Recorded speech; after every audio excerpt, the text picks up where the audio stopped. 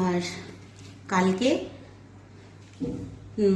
যাব বলে আর যাওয়া হলো না, চড়কের মেলা দেখতে যেতে পারলাম না, কি আর করা যাবে জানো। তারপরে ওখানে যাওয়ার সময় দেখলাম রাস্তার মধ্যে এরকম 3টে আম পড়েছিল, ছোট্ট ছোট্ট, খুব বড় না। ভালোই হলো, আজকে পয়লা বৈশাখের দিন একটুখানি চাটনি খাওয়া যাবে। আর কালকে যে 5 মিশালি শাক তুলেছিলাম, সেই শাকের মধ্যে অর্ধেকটা রেখে দিয়েছিলাম, কালকেও ভেজেছিলাম অল্প করে, আর আজকেও বেশ অনেকগুলো আছে। জল দিয়ে ধুয়ে রেখে দিয়েছিলাম বলে একদম টাটকা আছে, দেখো।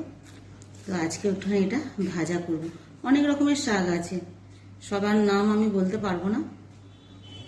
তো আজকে এই শাক ভাজা হবে, আমের চাটনি হবে, আর এদিকে ভাতের জল চাপিয়েছি সবে, আর ডাল, একটু মুগের ডালটা ভেজে বসিয়েছি।